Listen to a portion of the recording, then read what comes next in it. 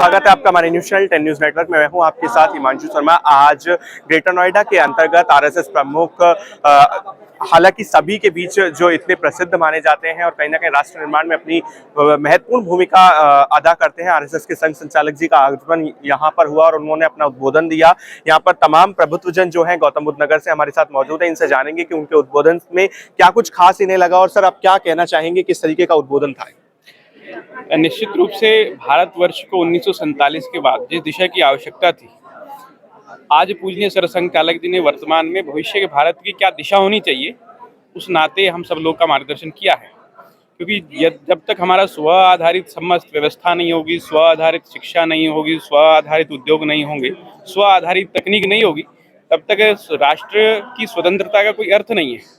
और एक लंबे कालखंड के बाद आज 21वीं जो ये शताब्दी है, इसमें भारतवर्ष का क्या भविष्य होना चाहिए, ऐसा समस्त प्रबुद्धजनों को मिलकर जो चिंतन करना चाहिए, उसके लिए मार्गदर्शन पूजनीय सरसंघ चालक जी ने आज यहाँ पर हम सब लोग को प्रदान किया है।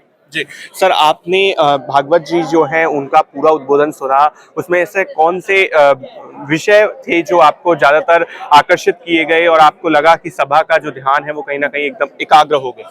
आने वाले समय में अब तक जो हम देख रहे हैं बहुत कुछ परेशानियां महसूस हो रही हैं, उसके लिए हमको बताया गया है कि आगे तक हम जो हैं इस विषय पे अगर चिंतन करेंगे तो हम कामयाब हो जाएंगे, जो हमको ये विषय बताए। जी, बदलते समय के साथ साथ उन्होंने तंत्र की पुनर्रचना की भी बात की, इस पर आपका क्या कहना है? और भागवत जी का जो उद्बोधन रहा उस पर आपकी क्या कहना है? भागवत जी ने जो अपने शब्द रखे, उन शब्द में जो सबसे महत्वपूर्ण था तंत्र का निर्माण। जैसे एक उन्होंने उदाहरण भी दिया कि जब 1962 में चाइना ने हमारे ऊपर अटैक किया, उस समय हमारे पास प्रॉपर तंत्र नहीं था और हमने अमेरिका से अपनी मदद मांगी, तो उस समय किसी ने हमें एक देश की तरह स्वीकार नहीं किया।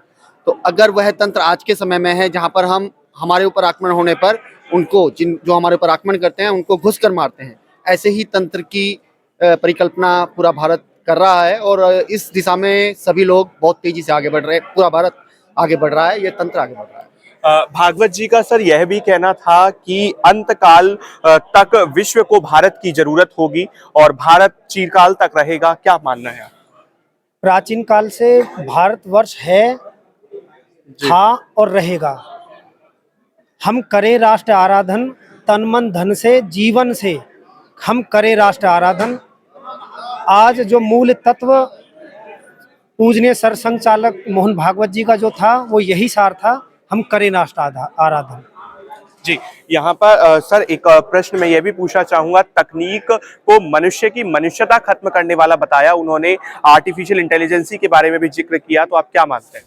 देखिए, तकनीक कोई भी तकनीक है ना, आपने न्यूटन का थर्ड लॉ आप जानते होंगे, तो उसमें प्रत्येक क्रिया के बराबर विपरीत प्रतिक्रिया होती है। तो उसमें जिस तरह से आप उसको यूज करते हैं उस तरह से उसका प्रयोग होता है।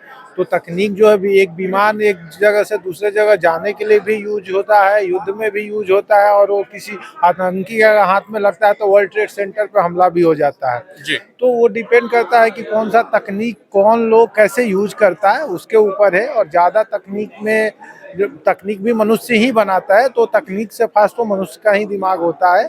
तो अपने ऊपर डिपेंड होना चाहिए, और सेल्फ डिपेंड जब आदमी होता है तो उनका ग्रोथ ज़्यादा होता है। जी, बहुत बहुत धन्यवाद। हमने तभी तमाम प्रबुद्धजनों से बात की और उनके विचार जाने। आपको क्या कुछ लगता है कमेंट सेक्शन में जरूर लिखिए। मैं आपके साथ हिमांशु शर्मा, आप देखते थे 10 न्यूज नेटवर्क।